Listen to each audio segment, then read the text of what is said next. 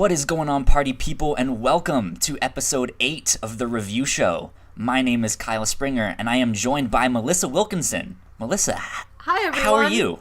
I'm good. I believe I only said hello to Kyle last weekend, so I want to make sure.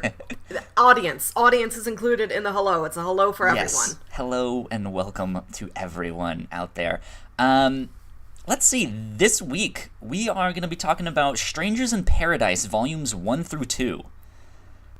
Which I am super excited to talk about. I think we're going to have an interesting conversation with this one. I am excited. But you said you were good. What have you been up to this week, Melissa? I recorded another podcast last night, and I have another podcast to record tomorrow, and then another one on Wednesday.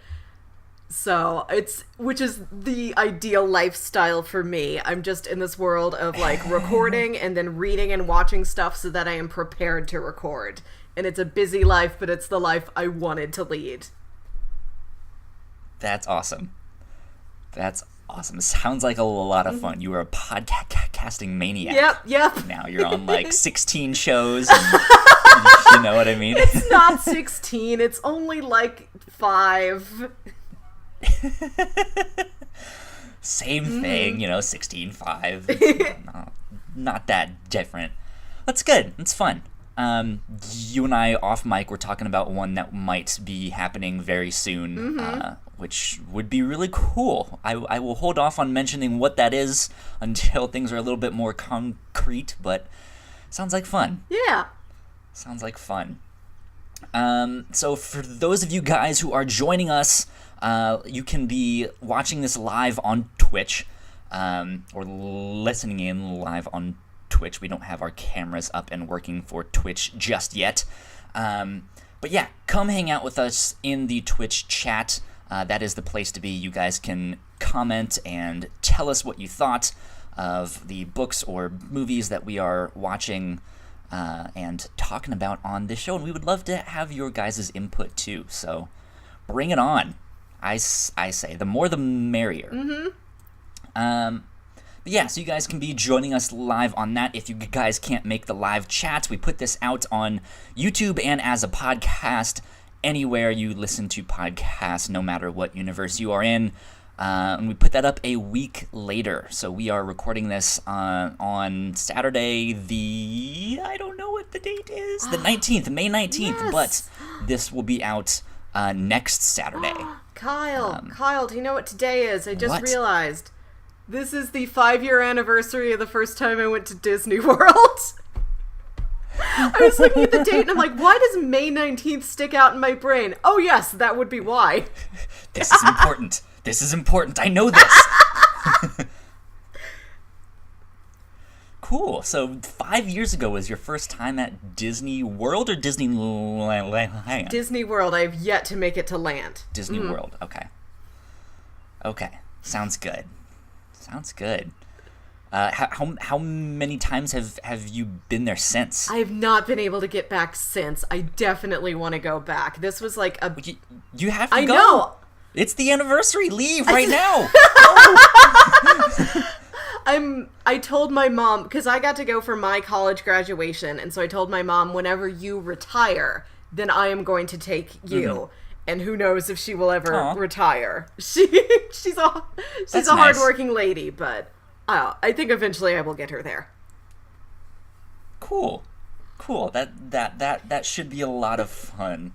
It's been forever since I've been to Disney World, so good stuff, good memories. But yeah, let's dive into these comics here. Strangers in Paradise. Yes. We read volumes 1 through 2, and I was maybe about an hour ago looking up some information on it in Wikipedia. Tell me. And I didn't know how many issues there were and stuff like that. We only read a very, very small chunk. Oh. I think there was Strangers in Paradise, Wikipedia says total there has been 107 issues. Oh my god! We just read like 12. Yeah. So we barely scratched the surface on this. So if you're listening to this and you're like, I am a diehard fan of Terry Moore and Strangers in Paradise and all the comic books he makes, and you're like, I love the entire series, well, we have yet to experience it. So we just got the first two volumes, the first chunk, which is like the first 12 issues, I believe.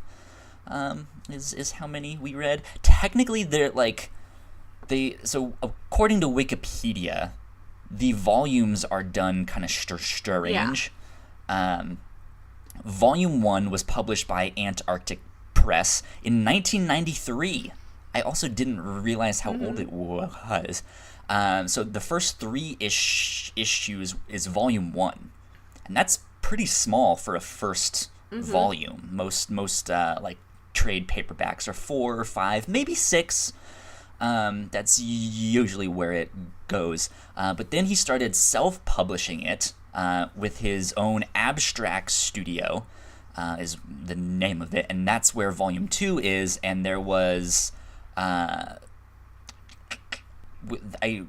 guess, 14 issues total is what he did with that. There was the second volume that we read, and then the third volume after that, where there was 3 more issues or something with that, and then it moved over to Image Comics for a while, and then it moved back to Abstract Studios, and then he's been self-publishing it ever since. And recently, actually this year, 2018, he revived it. Ooh. So it went to about 2007. And then this year he revived it with a brand new series. Wow. So some interesting publication information there. Yeah, that's neat. Crazy stuff. What did you think of it, though? What were your general thoughts? I really liked it. When you first pitched this to me, you pitched it as a love triangle, slice of life, kind of dramedy, and then it gets into crime. And so I had to pick that one. So I'm like, I have to know how this turns into crime. And even knowing that it was going to take a turn, I had no idea the turns it was going to take. I was really pleasantly surprised by this entire thing. It was a really nice treat. Good. Yeah, I liked it. I didn't like it at first, though. I got done with those first 3, and I was like, well, it's not bad. Maybe not for me. But that second volume we read that gets more into the kind of thriller story with Kachu and her background, I was like, okay, this is getting a lot more interesting for me. But yeah, it was good. I enjoyed it.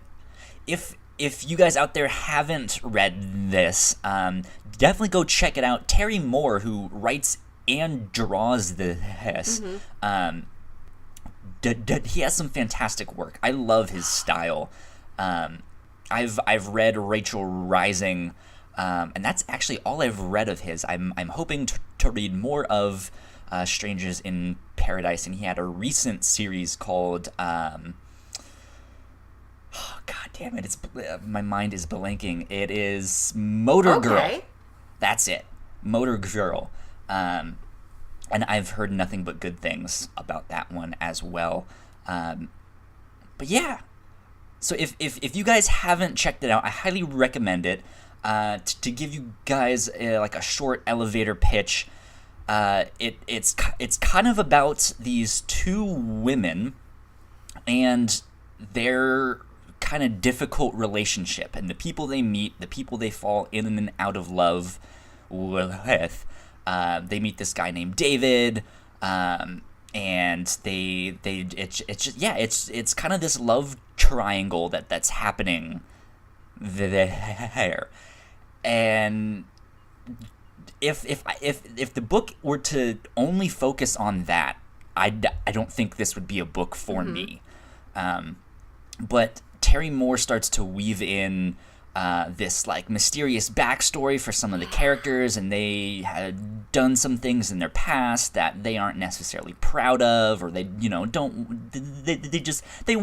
move on, and it starts to get more into a crime thriller Yes. story, but you still have these aspects of these relationships and just how they meet, and just the ins and outs of everyday life and the drama that comes with that. So it's actually very interesting, and I highly recommend it. But as always, we are about to get into some spoilers. So if you have not read it and you want to, go check it out right now. You can come back when this goes up as a podcast, and you can dive in then. But if you guys are sticking it out with us on Twitch here, thank you for joining us.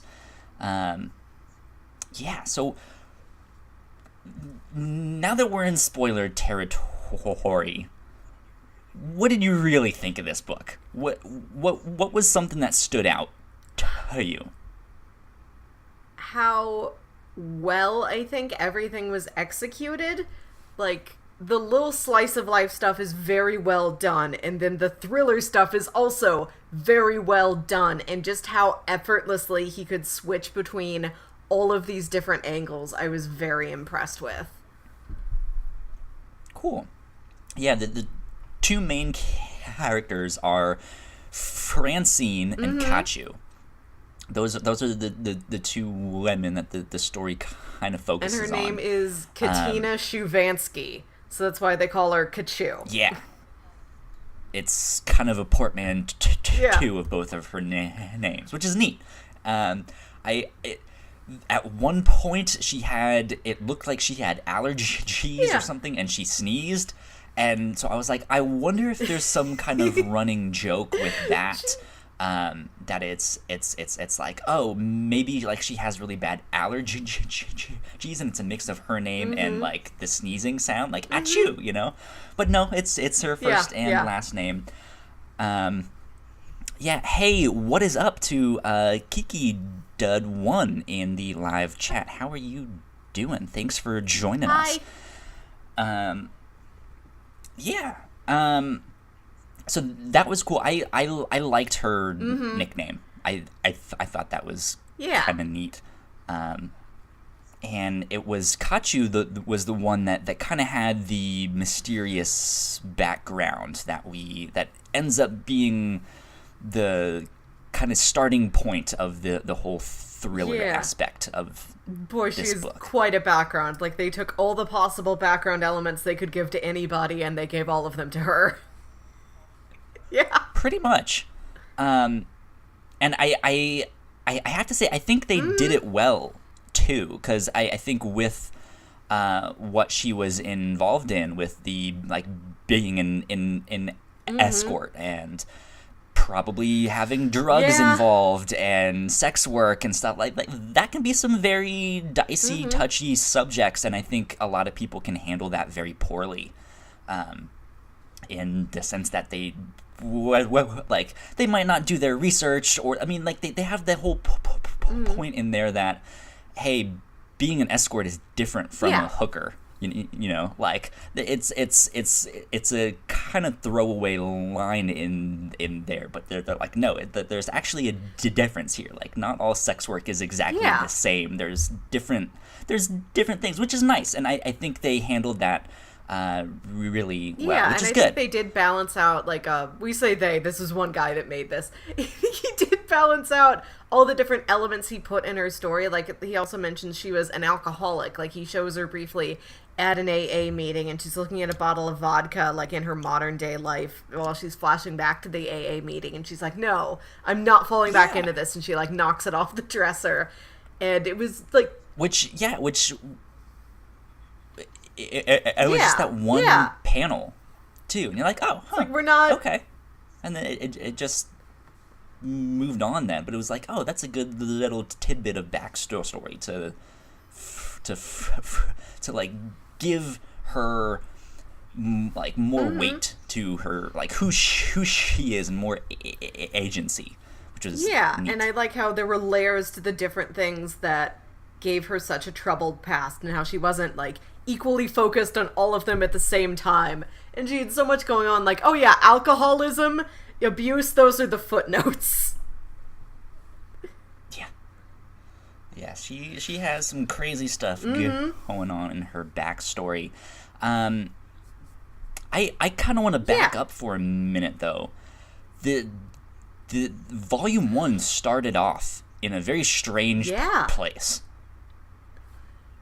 What did you think of the opening scene? Because it's them 10 years ago when they're in high school and they're doing a school play, and Francine, the main character, is wearing a toga, and she's obviously having some trouble keeping this thing on, and she's voicing her concerns, and no one really cares, and she goes out there and it ends up going so terribly wrong. And I mean, it's like 5 or 6 pages to start off, and that is your introduction to her. Or at least her and Kachu, and like what their kind of relationship is. But what did you think of that? Because that's a very strange place to start the book. I think it gave me an expectation that we were going to have more flashbacks to their high school time, and like more people that like they knew during that time were going to pop up, and it's really just that, which I did kind of like, that play is just something between the two of them, and like they'll reference it every once in a while, like, oh, do you remember that crazy play we had to do in like 11th grade, and then my toga fell down, and it's an interesting context to the rest of their life. In that, you know, it shows Francine being able to like pick herself up and dust herself off and keep on going, and it talks, you know, it shows Kachu as somebody who can be in and out of Francine's life, but when Francine really needs her, there she'll be. And it gives the background of like Francine having like 1 million boyfriends. A lot, it gives you like a lot. It puts a lot in there. It's not just like a fun, jokey opening bit to show like the humor of the piece where like her toga falls down. It gives you, there's a lot in there. It's very efficient. Yeah, it's it was strange to me because it's a very strong way to open it. And I'm like, again, we didn't really scratch the surface with this book, right? Like there's so much of it, and we only read the first like 12 issues, and so I'm wondering how that plays in down the road of this scene where she's in her high school play and her toga falls off, and she is basically standing there topless in front of the entire school, and it's kind of a disaster, and I'm wondering if you think just the fact that here is a disaster. What does that say about Francine and who she is? The first note that I wrote down was that Francine is always honest. There's this world where there's so much lying going on, and some of it's not like bald-faced lies. Some of it's just like Kachu's, her love for Francine, her like serious romantic love that she just keeps like below the surface, and she only lets slip out as like a joke. Which I wouldn't call lying, but that's sort of, she's not being truthful. Francine is always truthful about everything, and it ends up not really getting her anywhere better than anyone that is lying. Yeah. Like, she ends up in such a rough place. Like, I think it's at the end of volume 1 where she has that giant breakdown in the park. Yeah. Yeah. Where she takes all of her clothes off on purpose. Again. Here's another scene where she's basically naked. It's... Yeah, like I think that those first 3 issues really set the kind of slice of life tone, where it is a little bombastic at times, but like it has these people, and they're just kind of being honest about who they are and what they want, and kind of honest about what they want, but. Yeah, so like it just like I feel like it's mostly a metaphor. Like that opening scene is more metaphor for not only who she is, but like what just kind of all the relationships that she has. Yeah. Right, where it's either a disaster because she was like, hey, my toga's gonna fall off, someone help me, and no one did, and then disaster strikes, or the fact that she is naked in front of everyone. She is being brutally honest about who she is. I'm just like, this is me. But then we get the crazier side where she is kind of going back to her boyfriend, even though they're kind of in the midst of breaking up in that scene, and she's like, fine, you want to have sex with me? Let's do it right here in public, in the park, right now. I don't care, because that's what you want. Fine, fuck it, know? Let's just get this over with. And it's I think, like you just said, it's a lot. I think that's who Francine is. She's a lot. She is. And how do you think Kachu deals with her? Like, is she able to cope well? Is she, like, what do you think their dynamic is there? They absolutely adore each other, and Kachu has this romantic love for Francine that she just sort of hides away because I think she knows it wouldn't work, and she'd ruin a really good thing that she has going. Like, oh, Francine, I know she isn't interested in women. She wouldn't be interested in me. I don't want to make this weird. The only time I'll let my love for her come out is when I'm trying to give her a confidence boost. Like, Francine, you're beautiful. Any man would date you. Which is so sad. And, like, she gives her this, like, sincere confession in the form of a pep talk. And that's how Francine takes it. Like, oh, Kachu, thank you. You're always there to, boost my confidence when a boyfriend's not being nice to me. Yeah. They have an interesting relationship, because I think you're right. Like, if they just jumped into it and kind of did the relationship thing pretty much where they are now, I don't think it would work out well. I don't think it would work, and they would ruin the friendship that they have. But I don't know about you. I'm kind of rooting for them to get together. Yes, and there is a panel, like, towards the end of Volume 2 where we do see Francine with, like, a K monogram pendant on. I didn't notice that. Yeah. And, like, it's just sort of a close-up on her, so I don't remember, like, what the context of that panel is, like, where she's at. But, yeah, she's got one. Interesting. I mean, they're, like, obviously best friends, so we do get scenes where they're like, oh, I love you too. But it's one of those things, it's like, we know you guys love each other at that level, but we also know at least one of you loves you a little bit more. And it's I just think it's fun to watch them, because they obviously care a lot about each other, but they obviously don't know about each other either.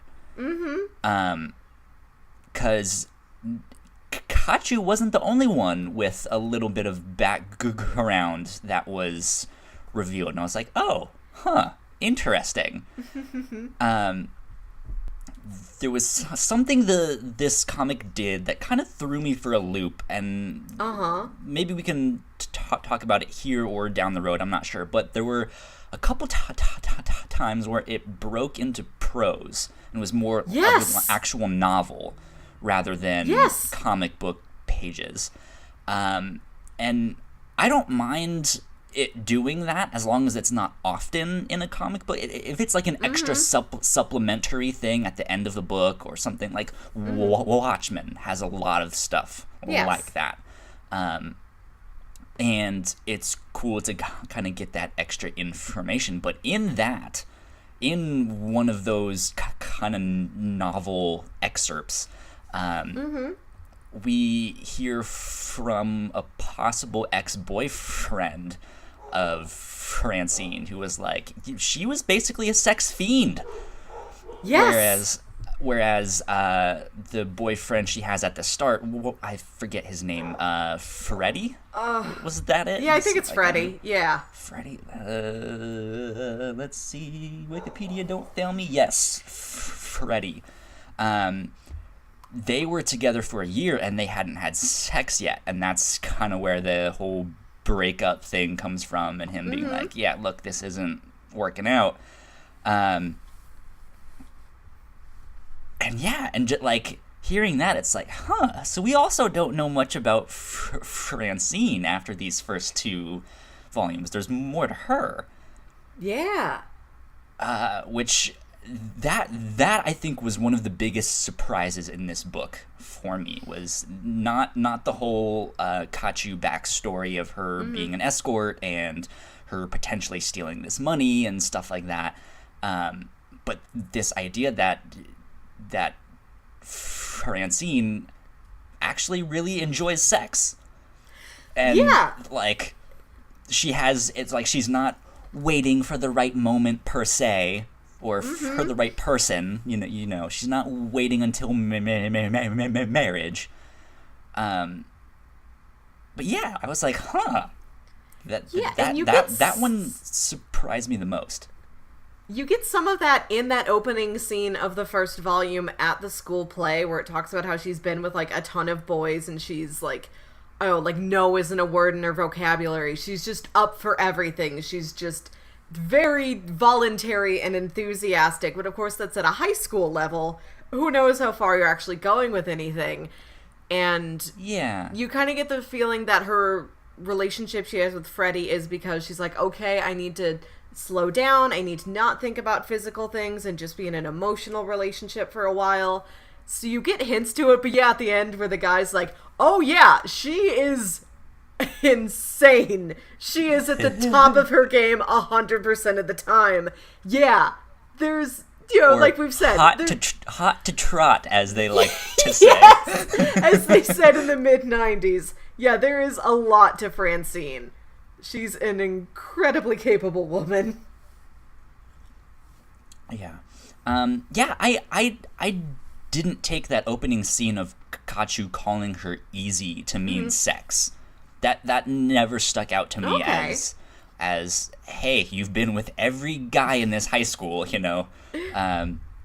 It to me, it was more of Kachu was the kind of bad girl that all the guys dated and stuff like that, where Francine seemed more like the goody two-shoes, and she was just very nice, and maybe was good friends with everyone, but didn't actually like hook up with them. Yeah, I think if it would have said like, oh, you don't know how to say no to anyone, I would have thought more like that, but I think it specifically said like, oh, you can't say no to any of the guys around here. Yeah. The one scene at the start, though, that I did flash back to when I found out that she, you know, she has this kind of other life, quote unquote, was when her and Freddie are having an argument, and she leaves the room, but she pops her head back in, and she says, you know, I'm actually really good at sex. And it was one of those things. It's like, oh, she's probably just like trying to talk some shit and be like, hey, I'm actually really good, so you just wait for the right moment, buddy, you know. But like once that was kind of revealed, I immediately went back to that scene. It's like, oh, she actually wasn't joking around. She was serious there. Yeah, Francine is honest. Strange. Francine's always honest. Yeah. Speaking of honesty and Francine, there was a panel in there that I absolutely loved. She's getting a midnight snack. Yes! And she pulls out a giant tub of ice cream, a gallon of milk, and chocolate syrup, mixes it all together by hand, and is eating it and goes, yes! Now this is what I call a milkshake. And it is, she's just like mouth open, like stuffing this ice cream, which it's not even a milkshake. It's just, you know, it's just like milk poured on top of ice ice cream with Yeah. chocolate sauce. It was weird. But it was that was, I think, the most honest that I saw her, where she's just like, I don't care. This is a milkshake, and I love my life. Yeah. I kind of, that whole Francine putting on weight subplot was interesting because it never came to as much as I thought it would. I guess that was more of the slice of life kind of aspect of this comic coming up, because it's not really like a plot point. I mean, it's talked about how, she's so upset after her boyfriend breaking up with her, and then Kachu best sort of friend leaving for a while. she disappears for 2 months and then comes back and is being really, cagey about exactly where she went all of a sudden. So there's a lot of stress in Francine's life leading to her just sort of binging on a bunch of junk food. And that's really about it. There's not any, like, big character moment that comes out of it. And I liked how that was just sort of low-key and normal, and there for more of, like, the kind of not really the comedic relief. It's not like a whole pile of fat jokes or anything like that. But yeah, no, I don't think they shamed it or no. But like it's that. just there to be, like, a more lighter, like, everyday human touch among, at this point in the series where it's getting into a lot of, like, the crime and, drama intrigue. Yeah. And go ahead. No, I was just gonna say, I also loved, I think it's the cover for issue 7, where it's the picture of Francine, and she's wearing that, like, short dress with all the buttons on it, and she's got, like, a scarf, and she's, like, waving her hands in the air, and she's looking real free. That's just a great illustration of Lady Pudge on that cover. Like, I looked at it, and I'm like, oh, that's me. Like, you've nailed it. Like, yes, it's, like, there's fat roll 1, fat roll 2. I'm like, the anatomy, you've got it. You've nailed it down. Which is something that Terry Moore does often. I think he definitely has a good variety of characters with different body types and stuff like that, which is always neat to see, especially in comic books, since you don't get much of it often, especially in superhero stuff, which I guess this isn't superhero stuff, but no. you get my point. And I think it's handled well too. It's just like, oh yeah, she's a little bit chubbier, but that's it. She runs into her ex at the supermarket, who's just like, wow, you kind of let yourself go there, and that's kind of the one time where she's kind of shamed for it. But it sounds like her ex told his new girl that she was kind of crazy and in, like, a crazy hospital or something, mental hospital, or and she started saying that, like, oh, it's good to see you out of the asylum, It's like, she doesn't know what she's talking about, don't mind her, she just says things sometimes. So that was awkward. But yeah, I mean, just, like, even stuff like that is, I think, moments that actually do happen in real life, though, where you see someone you haven't seen in a long time, or you see an ex, and it's just like, ooh, well, this is awkward. You don't look so great, or you look good, or you don't, It's just like, ooh, this is tough. And, and I really felt for Francine in that panel, like, oh boy, if I ran into my ex-boyfriend, I know I look worse than the last time he saw me. Yeah, and usually if you're only going out to the supermarket and stuff, you're not, you're not aiming to look your best. You're in, like, sweatpants and something. Just like, I need to get my food and I need to go.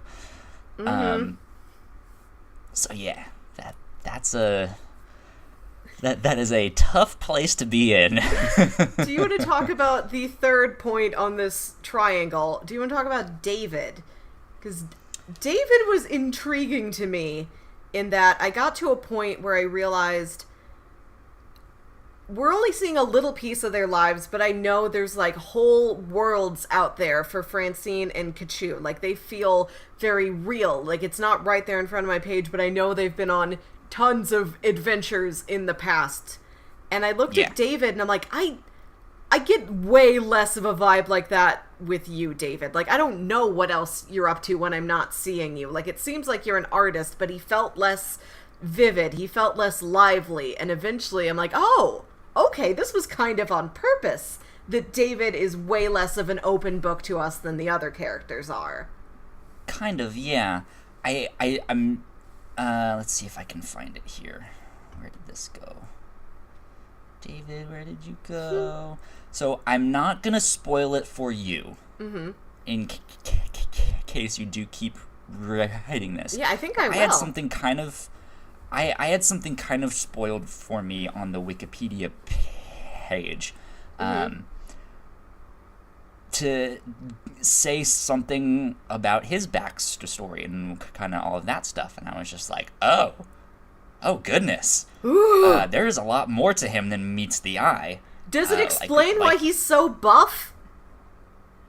He's not super buff, but he does have kind of this...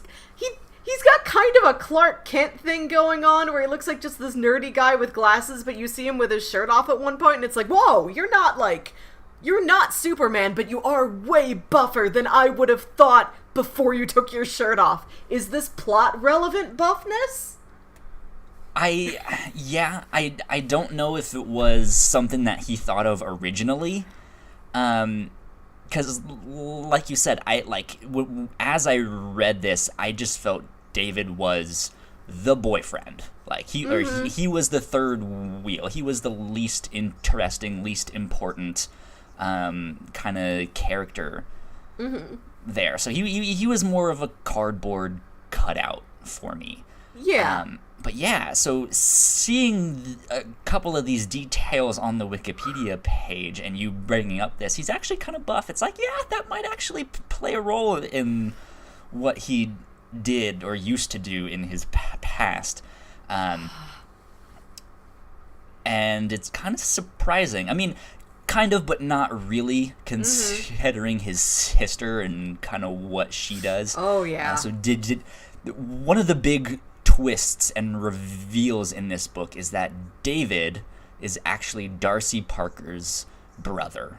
The Darcy Parker was kind of the person that Kachu stole a bunch of money from, or allegedly stole it. At the end, we see that she did, but it's kind of one of those things where we still haven't really seen this money, and it is kind of this real shady thing, so who knows yet. But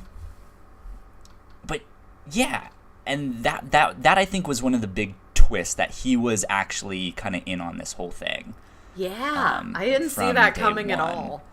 Not at all, because David met Kachu just randomly. Well, we think it's randomly. Yeah. One day at the art museum, and he starts hitting on Kachu and asks her out.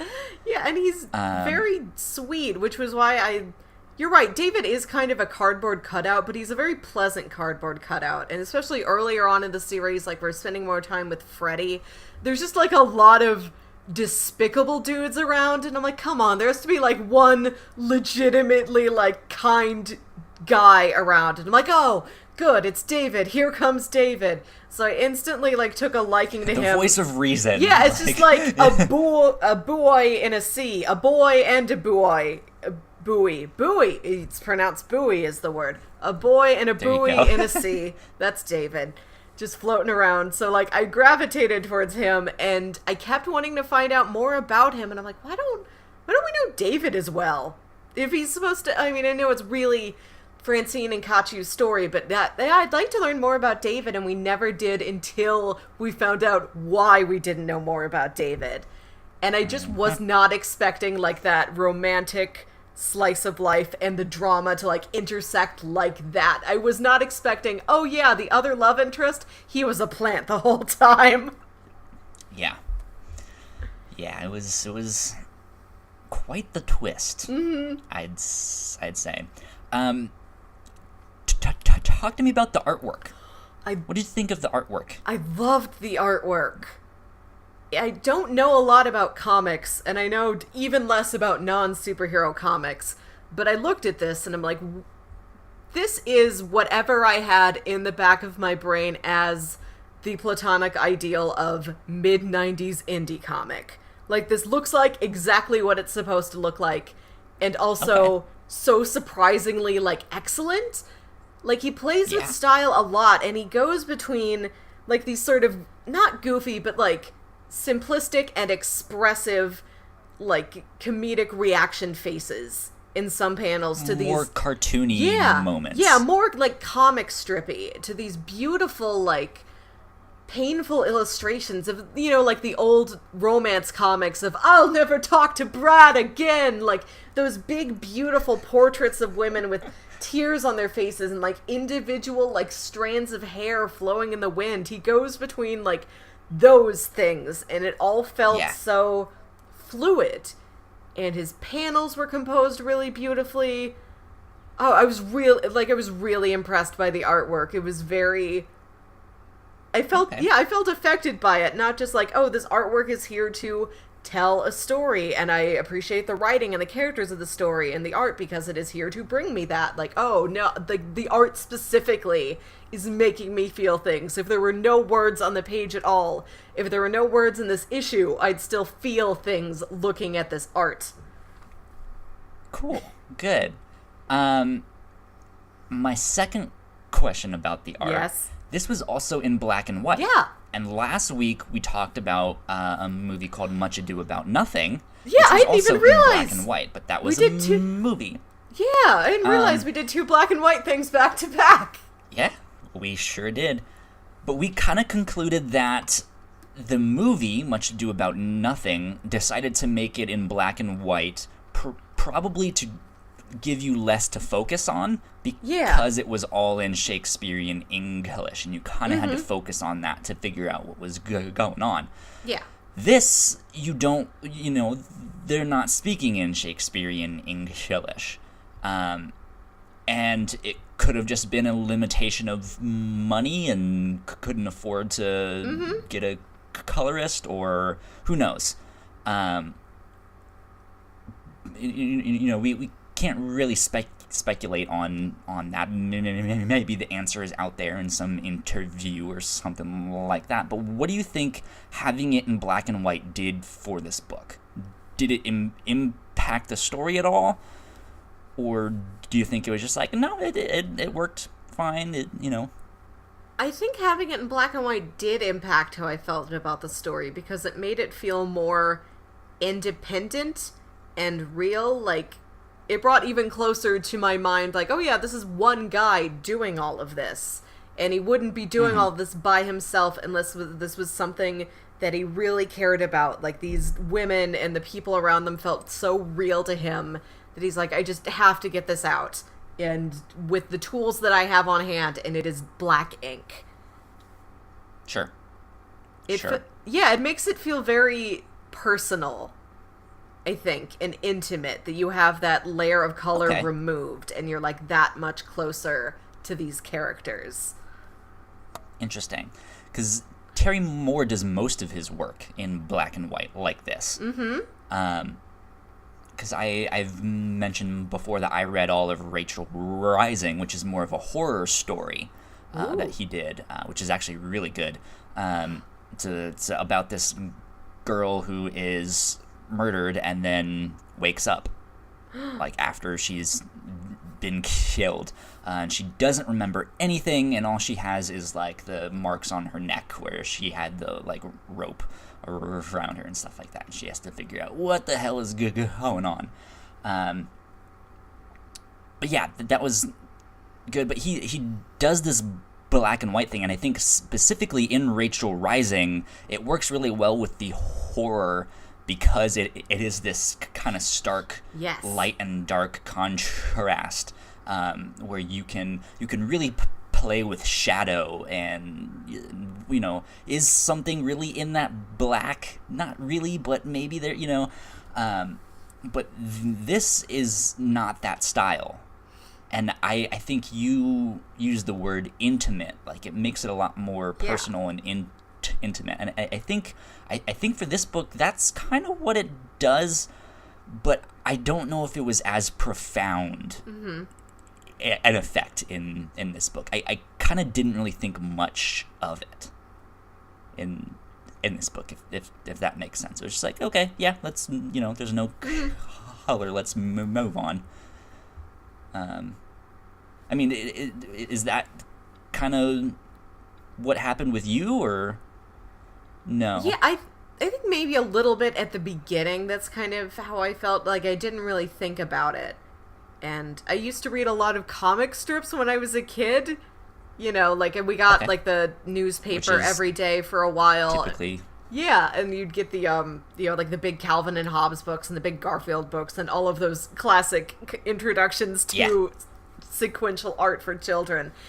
And it just kind of reminded me of that. And then as the story just started to get more dramatic and less like a little episodic slice of life thing, less like a comic strip, I started thinking about the black and whiteness of the art as something more dramatic, like the way the story was getting. Yeah. So, speaking of newspaper strips, I'm going to read from Wikipedia here. I'm using Wikipedia a lot on this episode. But it says, Terry Moore stated that, I started out wanting to do a newspaper strip and tried one idea after another before I realized I hated the gag-a-day life and really wanted to try a story instead. The story he chose to tell turned out to be Strangers in Paradise.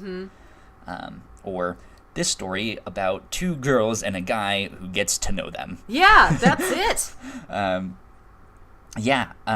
So he kind of was working on newspaper stuff before this and was just like, I kind of want to do something else.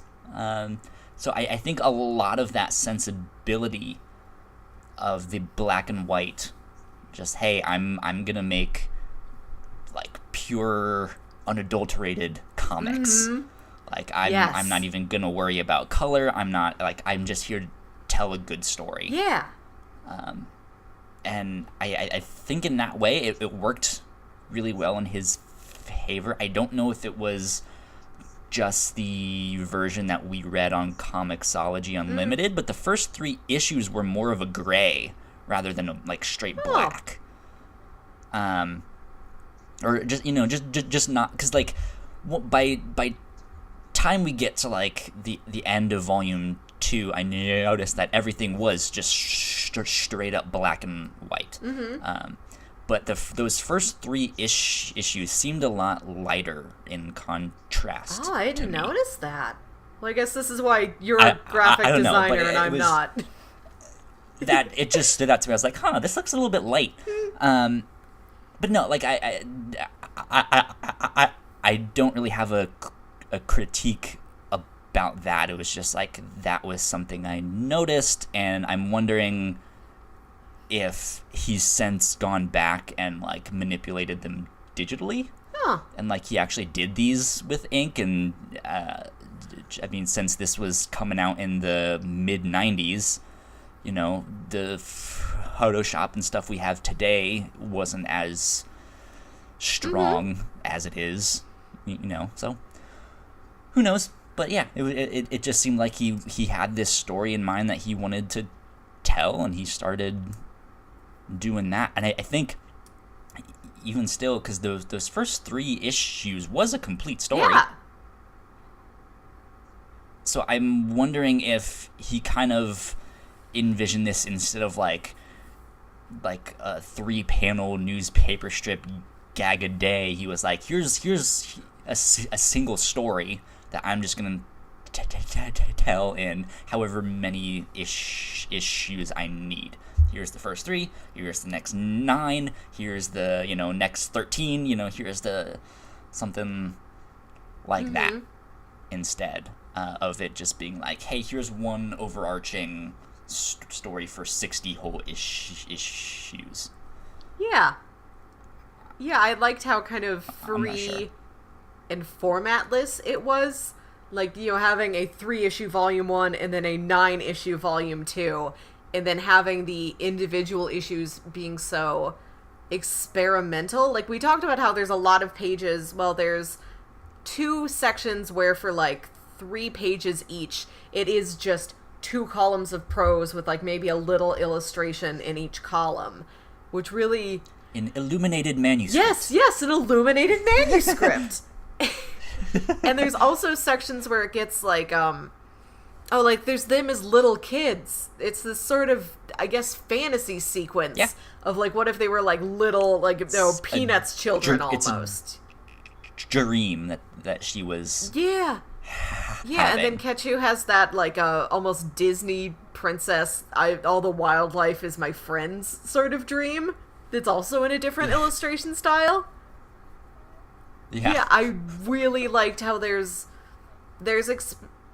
gets kind of, it plays around the genre a little bit, especially in volume 2 where it gets into the thriller stuff. And there are panels that look like they are from like, or like whole pages. There's like, oh, this is from like an old like crime comic, an old detective comic, a horror story maybe, like a more human-based horror story, something without supernatural elements in it. Like, there's pages and whole sections of it that feel like they are outside of the genre where we originally started from. And then there's the really experimental stuff where it's like, okay, and now there's this Disney-fied dream that one of the characters is having. The Looney Tunes version. Yeah, I kind of liked that he started to...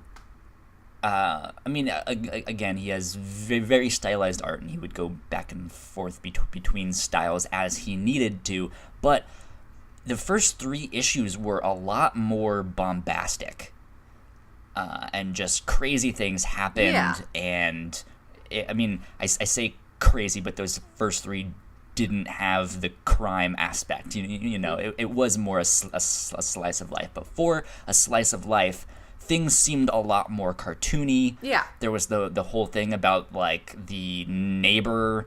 As Kachu is going to get her revenge on that whole Freddy. Dream sequence with the neighbor, That was just weird.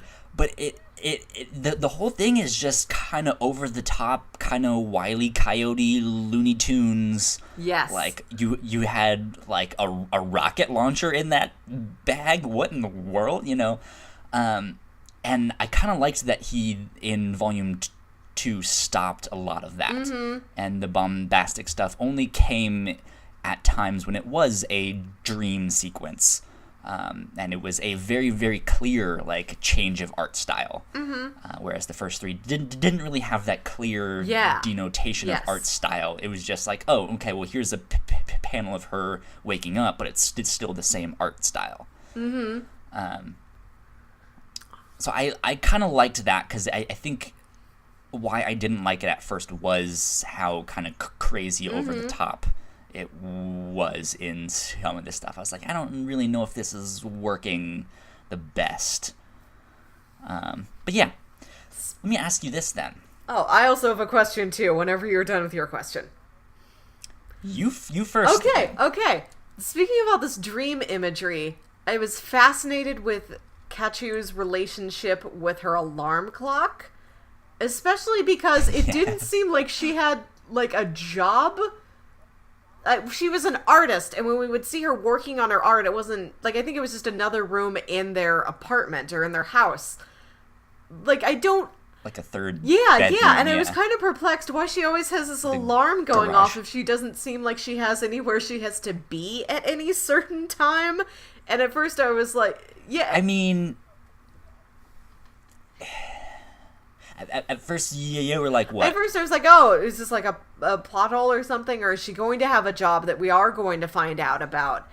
And I guess it just became, as we get deeper into the story, the alarm clock is less of like, oh, it's a nuisance. It's here to show, like, how, you know, short her temper is, that she's so furious at her alarm clock all the time.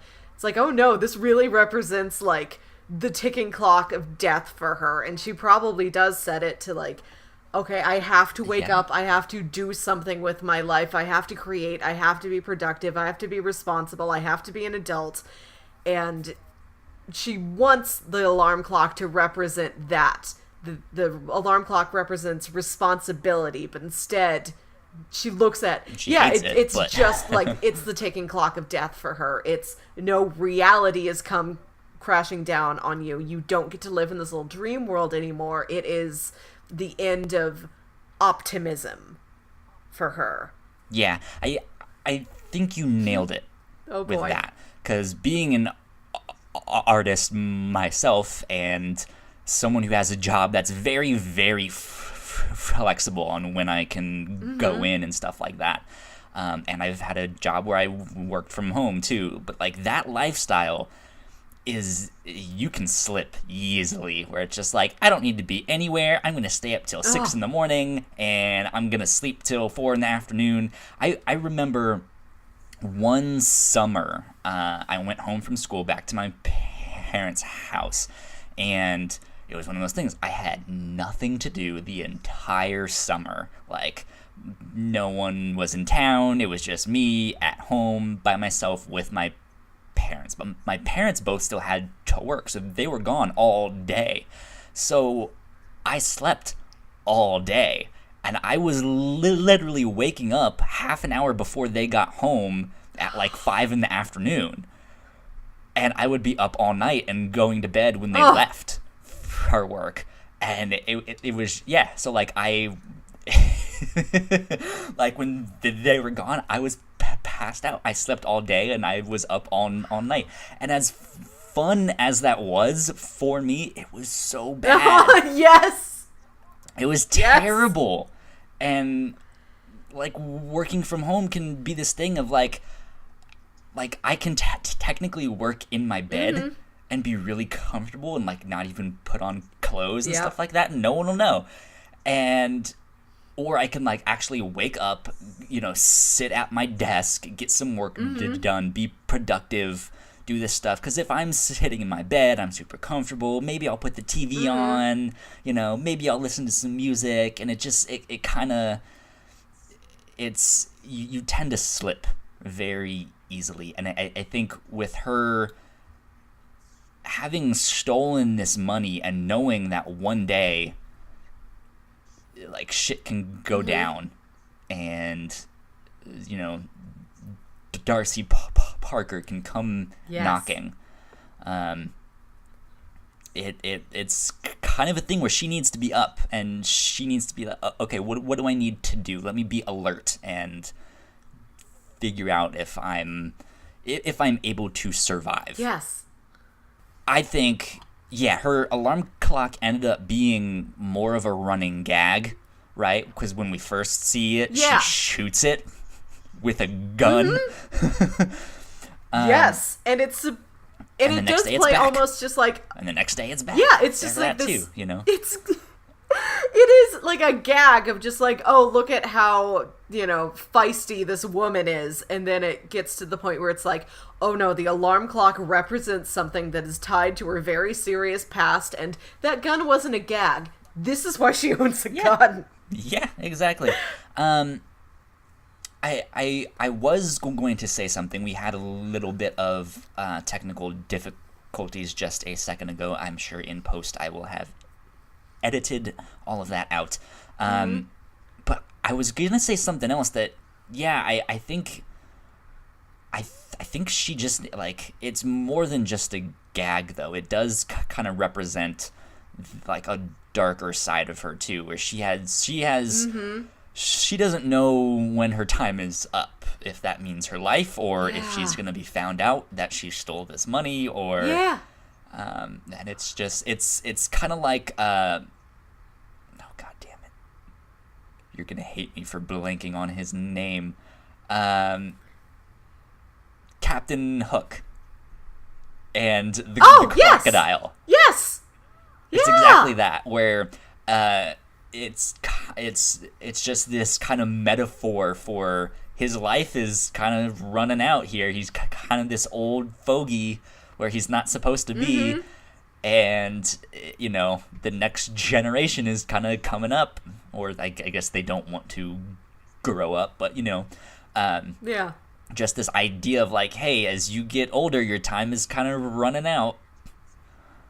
I can't believe I forgot his name, Captain Hook.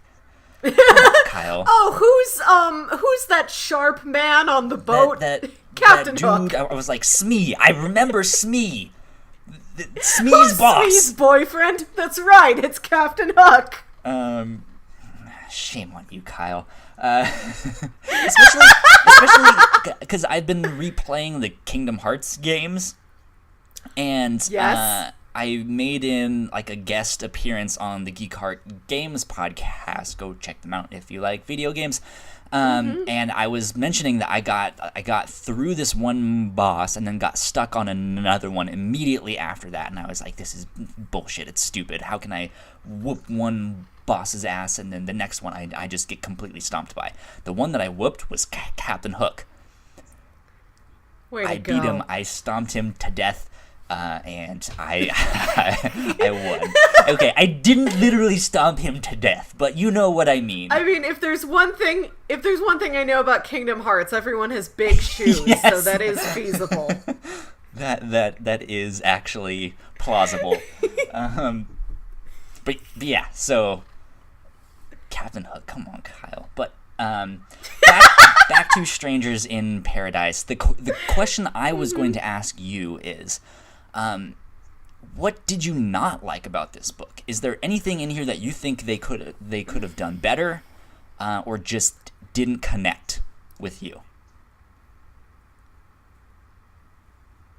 I think the series starts in a place where it's like, okay, there's these three characters in what is otherwise a sea of depravity. How so? Like, for a while, like, every side character they run into is just really seedy. Like, Freddy is a jerk. There's that spying neighbor next door. Yeah. There's, there's that cop that's, trying to pull off Ketchu's shirt when she goes to the police for, like, when she's at the police station after, like, emasculating Freddy. Yeah, tying Freddy up in front of a window with a magnifying glass in front of him. Yep. Oof. Mm-hmm. And then and like, that's a running joke too, where it's like, apparently he has a small dick, so. Mm-hmm. Yeah, and I didn't really like how for a while it was like, okay, here's three like interesting, real, relatable characters, and everyone around them is like a cartoon nasty person. Yeah.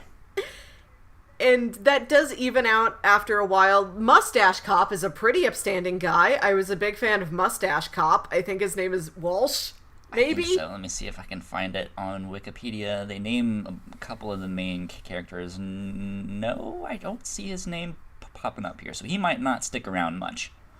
Oh, I liked him. He was interesting, yeah. I liked him as well. Yeah, so I think that's like the only thing I would have changed.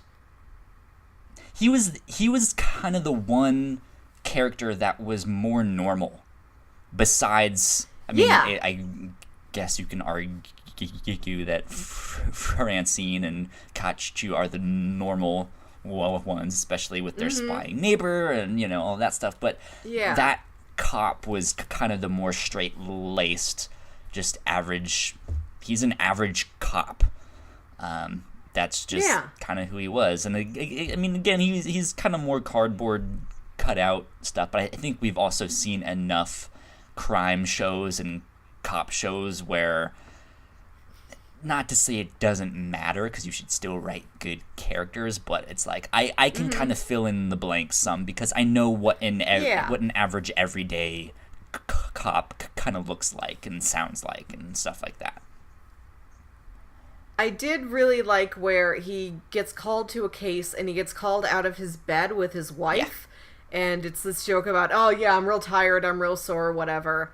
And one of his coworkers, like one of his partners, is like, oh, you're still at it? And he's like, look, if you marry the right woman, yeah, you're still going to be at it even after you've been married for a year or whatever. And I liked that it wasn't like, this guy's real horny. It's like, this guy really loves his wife. And especially to have this is a cop with a beautiful, loving marriage, and we didn't put it in there because he is in mortal peril, and it's not like the 3 days away from retirement thing. I mean, it's not. Maybe he's not a main character because he gets killed off down the road. Who knows? No, I don't want him to get I don't killed know. off. I liked him, and I liked that he just got to have a really nice, normal, healthy, romantic life on the side of his work. Like, oh, good, somebody here does. I liked his wife for the joke that she Yeah. made. She has maybe 2 lines in the whole thing because they just get done having sex, and that's when he gets the call, and she asks him, "Where are you off to?" And he says, "The hospital." And then she kind of looks at the camera and goes, "It was that good, huh?" Oh, yes, Mrs. Mustache is really great, too. Yeah, I was like, I like you. You've got some spunk. Yeah, so I am glad that the series got to a point where there were more, like, real and more kindly, relatable, just, like, everyday good old human characters besides That's good. Kichu and Francine and David. It was good. I think for me, if there was stuff that I didn't like, I think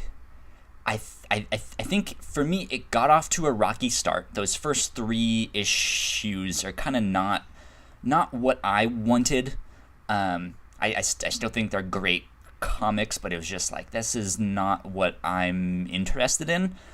So for me, that didn't work. But I think then the switch from that style to the crime thriller stuff that was heavy in Volume 2, while I like that crime stuff more, I think that switch was a little bit jarring. Yes.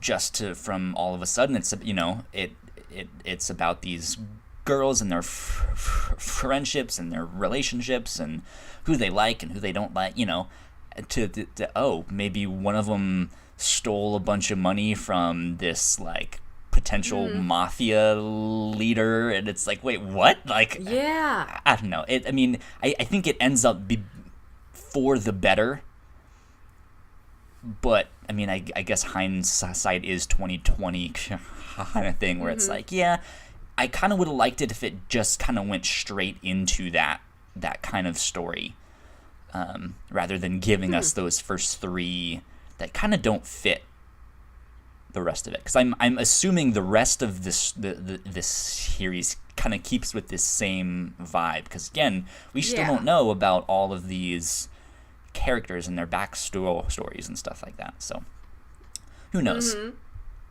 But I'm excited to check out some more. Yeah, I think I'll definitely finish this at some point.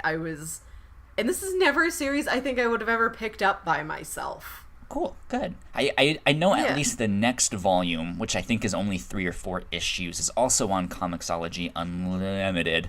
Okay. So if anyone out there has that, you can read some of these series on Comixology Unlimited, or if you want to buy it, you can buy it there too. And I mentioned that this year in 2018, he started up a new series of Strangers in Paradise, and from what I hear, he's starting to mix in characters from his other books and stuff like that. So it's this whole kind of, they're all kind of taking place in the same universe thing, which is neat. It's cool.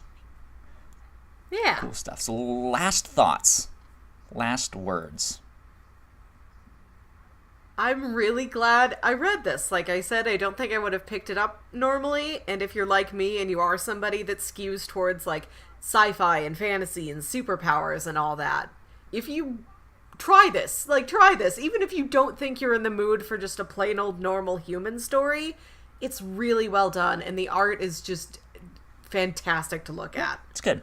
I think for me, I would say, especially if you're interested in crime stories, because I've heard nothing but great things about this book, and I think most of the people, or not most, but a lot of the people that I've heard talk about this book either say that this was one of their first comics that they read, or it's like the only one that they've read, and they like are upset, like they love it.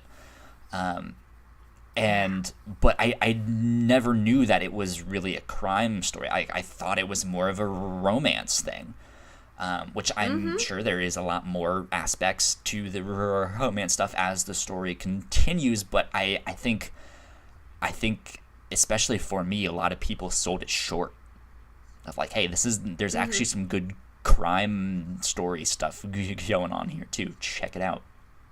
So, yeah, I recommend it. Terry Moore is pretty cool. He does all his artwork, and he writes his own stories, and I think his wife is the one that helps him out with the publishing and the marketing and stuff like that. So it's a husband and wife team, if I'm not mistaken. So yeah, go check it out. But we are going to wrap things up here. And get on to pitching what we will talk about for next week. And Melissa, it is your turn to pitch. Yes. So pitch number 1 is a TV series. It is 2 seasons, a total of 18 half-hour-long episodes. Okay. It's on Netflix. It's called Gallivant. And it is a show that was on ABC in the last handful of years, and I believe ultimately got canceled. It is a medieval, like, Arthurian knights and princesses and all that musical. Interesting. Is every episode a musical? I believe so. Oh, yeah, wow. I think they sing through the whole thing. I don't know a ton about this story. Knights of the Round Table. Like, I can only... Right? Yeah.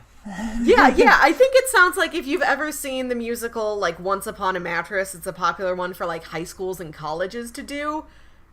It seems like that. Okay. Or if you've ever seen, I don't know, Robin Hood Men in Tights. Okay. Gotcha. These are the 2 polls I've got. Gotcha. Yeah, just sort of a fun, maybe it's got fantasy elements, maybe there's wizards and dragons and things. I don't actually know. I really just saw, like, medieval, musical, and I'm like, that's it. That's all I need. I know it stars Timothy Odmanson, who is the cop in Psych. Okay. And Weird Al was on one episode because, of course, he was. Because why not have Weird Al feature in your TV show and write a song for yeah, I'm sure you helped out with that. Interesting. Interesting. Yeah. And that's called Gallivant? Gallivant, okay. Yes. I probably should have looked up more about it, but that was like the last pitch I added to my list. We've only done one other musical on this show, and it was a musical proper, but that was Hamilton a long time ago when that came out. That was all the rage back then. Yeah. So yeah, pitch number 2. What do you got? This is a podcast. It is, I'd call it an audio sitcom. Okay. And it's called The Fearsome Morning. And it's this really small, really short show. I think the entire thing runs less than like 3 hours. Okay.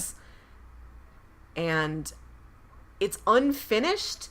I think I tried looking it up once when I first learned about this show, and like I couldn't find much about it. There was like a blog with a couple posts that didn't update, so I imagine it's just made by a very small group of people who then just got busy with other stuff in their life. I don't know, but it's so fun and so charming and so unique.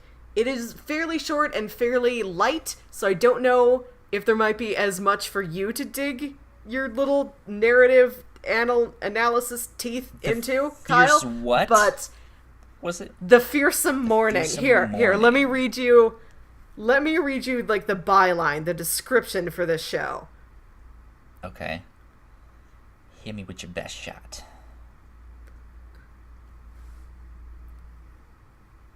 Dum, dum, dum.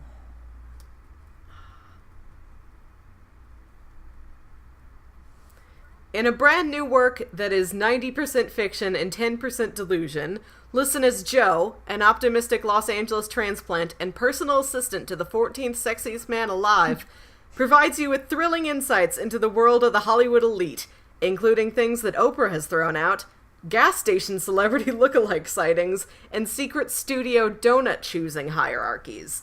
So it's basically about this like wide-eyed, optimistic kid from New Jersey who tries to travel to Los Angeles to try and get a job as a DJ. And he ends up landing his dream position, which is personal assistant to his favorite, like, nationally syndicated morning talk show host. Okay. And the podcast is in the form of audio logs that he records and sends back to his giant family in Jersey. And the whole thing is just weird. Like, it's weird. Not like Night Vale weird, sure, but just like every hijinks that like his family gets into that he's like, oh yeah, I hope grandma's, surviving this, and, hope my brothers aren't getting into too much trouble. Like, all of that stuff he talks about, and all of just the insane things that his boss has him do. It's a really funny, charming, strange little show, and I always want to tell people about it, but I have a hard time articulating it, and there's nothing I can compare it to. Interesting. I can only tell you what it isn't. I can't tell you what it is. And so I'd be interested to have you listen to it and kind of talk through this thing with me. There are, I think, 7 episodes out right now, along with a pilot episode. Yeah, so yeah, and there's like bonus clips and everything in there too. Okay. Mm-hmm. Sounds good. Huh, cool. And pitch number 3.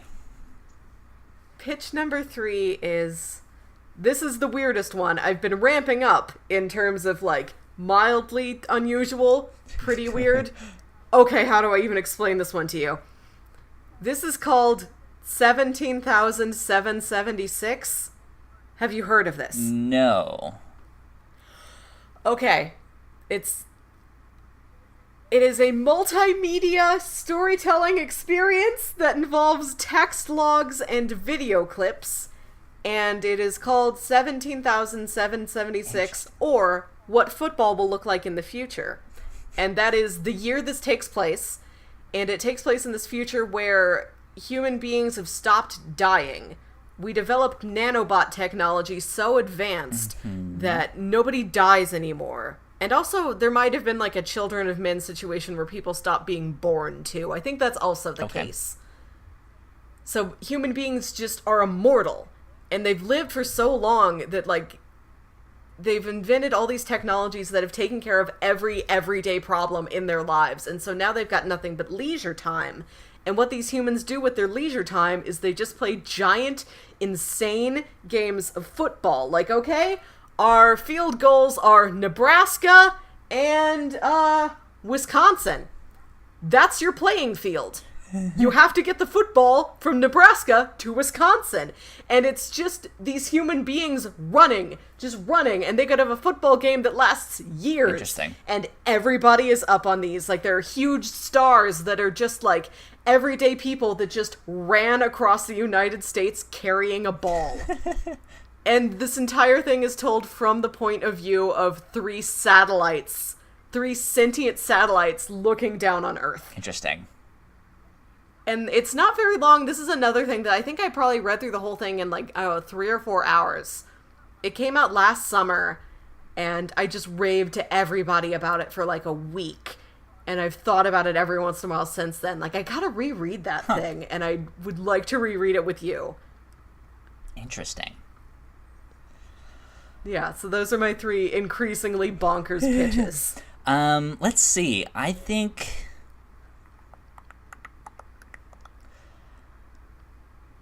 I'm wondering how difficult it will be to do that last one. Mm-hmm. Especially if it's like a multimedia thing. Yeah, it's just short videos every once in a while, and mostly like text and pictures. It's almost like a comic with a video thrown in every once in a while. Huh. Yeah, it's kind of weird to describe to people in terms of how it's actually formatted and what the structure of the thing is. Interesting. I'm thinking that might be a little bit difficult to kind of consume and digest and talk about, but I am interested in that podcast because we haven't done a podcast on this show in a long time. It's been a while, and I always want to support the audio drama community. Yeah, I think I actually looked this up, and the last podcast you guys did was the Black Tapes back in January. Yes, we did our season 3, which is supposedly their finale, but also maybe supposedly not, because they put something out after that. There was a little teaser about something. Actually, Paul Bebe, who helps make the Black Tapes, posted a picture on his Twitter of this chair out in the woods with his 2 dogs. And he was like, whoever put this random-ass chair in the middle of the woods, in the middle of nowhere, has succeeded in scaring the hell out of me. He's like, I'm here all the time, and no one is ever here. Just like, where did this chair come from? And so I replied on Twitter. I was like, season 4 of the Black Tapes confirmed. Mystery chair. Yeah. So yeah. But I want to do more audio drama stuff, because I know there's some great stories out there. And there's a lot that I still don't know about. I kind of only know about some of the more bigger name ones, and I haven't because I consume so much other content. It's hard for me to even like fit in an audio drama story like in my stuff. So I know of ones that are out there that it's like, hey, I would like to end up doing this, but I don't even know where to start yet. So I think pitch number 2, The Fearsome Morning, is what we'll do for next week. Awesome! I'm glad you picked this, because this is something I've never heard anybody talk about. I read it in one, like, big podcast, like, audio drama recommendation list, one among a list of, like, 20 things. Cool. And I don't think I've ever seen anybody mention it except for that post where I originally found it. So I'm glad we'll be covering this. Heard of it, so that's why it's, let's see what this one's about. Yeah, I'm interested to hear what you think about it, because I really love it, and like I said, it's so strange in such a way that other strange things are not strange. What? Like, Night Vale is weird, but you can explain Night Vale's weirdness to somebody. This is, like, quieter and subtler, but also very cartoony. Okay. I'm excited to talk through this with you. Well, that's what we'll be doing for next week. The podcast is called The Fearsome Morning. Again, there's like 7-ish episodes out right now, so you guys can go check it out. Go listen to that this week, and we will be talking about that next week. Yeah. That being said, if you guys enjoyed this episode, or if you enjoy any of our episodes and stuff like that, go to patreon.com/the Whatnauts, and you can support us for as little as $1 a month. You can get all of our podcasts early. We got some more things coming down the road as well, some more cool perks. So go support us there if you like what we do and want to see us grow and make some more awesome content for you guys. But if you guys don't have any money to give, that is a-okay. We just want you to enjoy the show. At least go tell someone else. Tweet about it, or tell a neighbor, as long as they're not spying on you or something.